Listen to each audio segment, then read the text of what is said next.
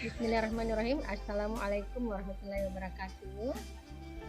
Waalaikumsalam Waalaikumsalam warahmatullahi warahmatullahi wabarakatuh. warahmatullahi wabarakatuh. Alhamdulillah, Bapak Ibu sehat semua. Sehat Bu, apa kabar Bu? Sehat. Baik Bu, Alhamdulillah. Terima kasih masih aktif dalam grup ini.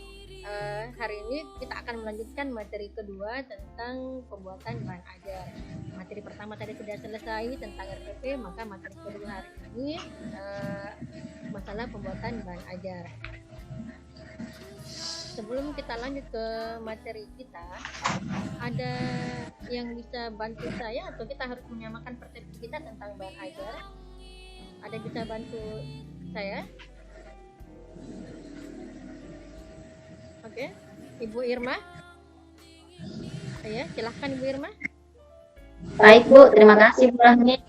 Jadi bahan ajar ini adalah salah satu alat atau media yang digunakan oleh seorang guru untuk memudahkan proses pembelajaran.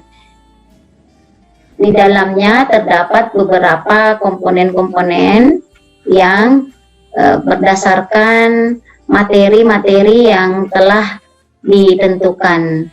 Seperti itu Bu. Ya, terima kasih Ibu Irma. Alhamdulillah Ibu Irma paham juga ya tentang bahan ajar. Apa ada yang mau menambahkan lagi? Ibu Suryani. Saya Bu, Ya, silakan Ibu Suryani ya. sedikit saya tahu Bu tentang bahan ajar, yaitu segala bentuk bahan yang akan kita gunakan dalam proses PBM dengan beberapa langkah-langkah atau sistematika yang kita tempuh pada saat membuat bahan ajar itu Ibu. Terima kasih. Ya, terima kasih Bu Suryani.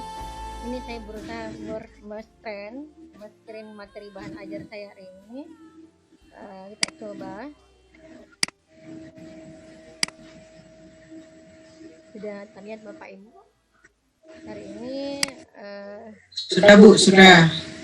hari ini kita terima kasih atas penyampaian Ibu Suryani dan Ibu Irma, dan memang benar bahwa kita sama-sama pahami bahwa bahan ajar itu adalah segala bentuk bahan yang digunakan untuk membantu guru dalam melaksanakan kegiatan belajar mengajar. Nah, dari Ibu Irma tadi ada penambahannya lagi dari pengertian yang sudah saya sampaikan, bahwa ada beberapa komponen-komponen pendukung yang membentuk bahan ajar tersebut. Oke, kita lanjut materi saja. Nah, kita coba lihat contoh bahan ajar yang saya punya. Semoga ini bisa menjadi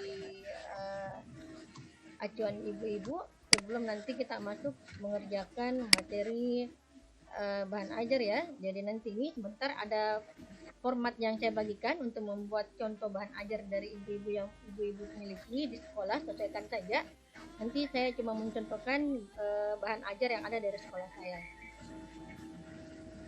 Kita coba share ya.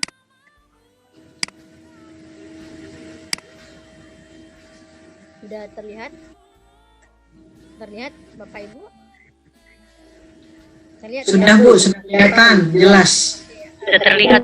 Sudah. Sekarang kita simpan saja ini sebelum kalian mengerjakan tugas di modul LK yang sebentar share.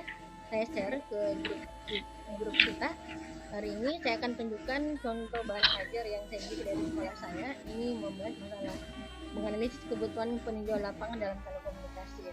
Dalam bahan ajar itu harus diberikan judul paling atas, kemudian selanjutnya nama sekolah Bapak Ibu, kemudian kalau di SMK itu ada program keahlian dan potensi keahliannya, kalau di SD SMP tidak ada ya. Jadi lanjut saja nanti ke materi mata pelajaran, kemudian kelas, semester, alokasi waktu, dan pertemuan pendapat. Kemudian selanjutnya itu bagian A, kompetensi inti. Ini sama saja ya. Dan di bagian B ini ada kompetensi dasar. Setelah kompetensi kita harus menunjukkan lagi kompetensi dasar. Kemudian berikutnya indikator pencapaian kompetensi bagian C. Kemudian di bagian D-nya ini kita lanjutkan dengan mengisi tujuan pembelajaran. Bapak Ibu di sekolah ya, sesuaikan saja dengan mata pelajaran ini Bapak Ibu. Kemudian kita ini bagian E, uraian materi ya. Mulai materi ini nanti Ibu gambarkan tentang materi-materi, karena kan ini bahan ajar otomatis nanti banyak nanti di sini menjelaskan tentang materi Ibu, materi Bapak Ibu. Nah, kebetulan materi saya hari ini cukup panjang dan ini bahan ajar ini di punya saya ini contohnya 27 halaman, banyak sekali. Kita lihat saja ini materi-materinya. Ini hanya contoh, saya percepat saja. Kemudian di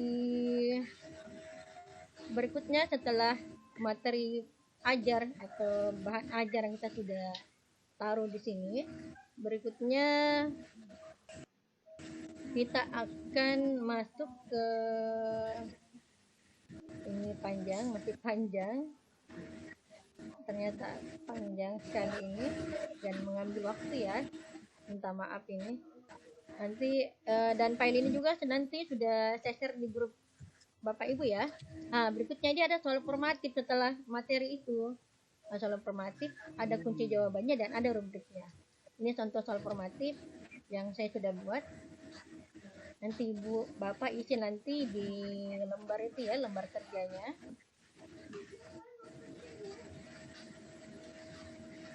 Ada kunci jawaban. Ini sebenarnya sudah ada jawaban dari atas karena sudah saya blok kuning. Ada kunci jawaban khusus, tidak ada rubrik penilaian. Terakhir itu ada daftar pustaka. Daftar pustaka ini penting karena kan biar nanti memudahkan nanti siswa atau guru-guru lainnya mencari dari mana saja Ibu mengambil bahan ajarnya. Kemudian terakhir seperti biasa harus ditandatangani oleh kepala sekolah. Oke, dari yang saya tampilkan ini, kalau misalkan ada perbedaan sedikit dari Bapak Ibu punya di sekolah itu tidak apa-apa, karena kan kita ini agak beda sedikit, saya dari SMK, Bapak Ibu dari SD, SMP, ada juga dari SMA. Oke, dari sini ada yang mau bertanya? Silahkan yang mau bertanya sebelum kita masuk mengerjakan LKPD. Ibu Nurlia, silahkan. Ibu Nurlia. Saya, Bu. Ya, silahkan. Oh, Silakan. Silakan.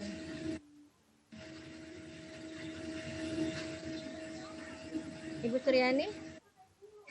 Ternyata Ibu Irma tadi keluar.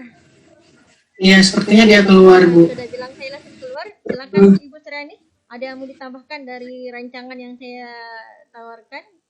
Nanti sesuaikan Baik, Bu. prosesnya ya. Baik, Bu. Saya lihat bahan ajar Ibu seperti sendiri itu semua diakses melalui link. Apakah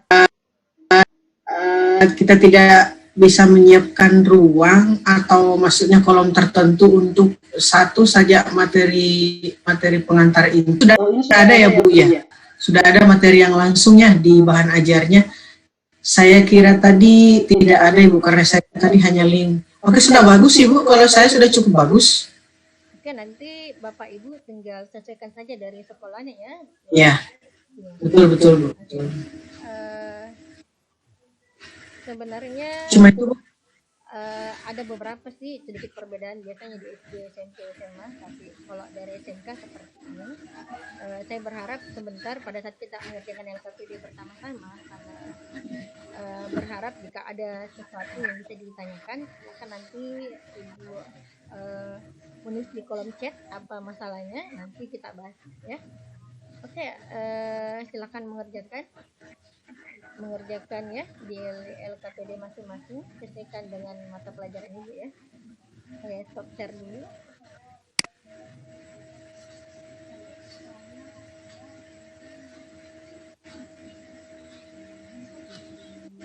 Oke, setelah hari ini kita membahas masalah perangkat bahan ajar tentang perangkat pembelajaran yang kedua bahan ajar. Apakah ada Bapak Ibu bisa menyimpulkan tentang materi kita hari ini sebelum room ini kita tutup? Silahkan. Saya, Bu. Ya, silahkan Ibu Nurlia.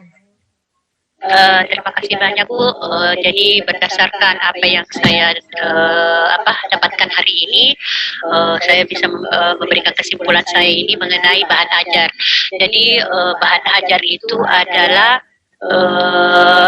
perangkat pembelajaran atau acuan yang akan digunakan oleh guru, di mana perangkat ini tersusun secara sistematis dan mengikuti langkah-langkah yang sistematikanya yang sudah ada, yang mana diawali dari judul, kemudian ada identitas, kompetensi inti, ada KD, IPK, tujuan sampai ke daftar pustaka. Namun Bu, sedikit di sini kalau kami di SD kurang lebih sama, tapi biasanya bahan ajar kami di SD itu hanya berakhir di tujuan pembelajaran seperti itu. Tapi pada dasarnya Bu sama, dan saya kira ini lebih lengkap lagi karena kita bisa mengakses materinya melalui link-link yang ada Ibu sampaikan tadi. Seperti itu Bu Rah. Terima kasih Bu Nurlia atas kesimpulannya. Ada yang mau nambahkan lagi? Ibu Suryani?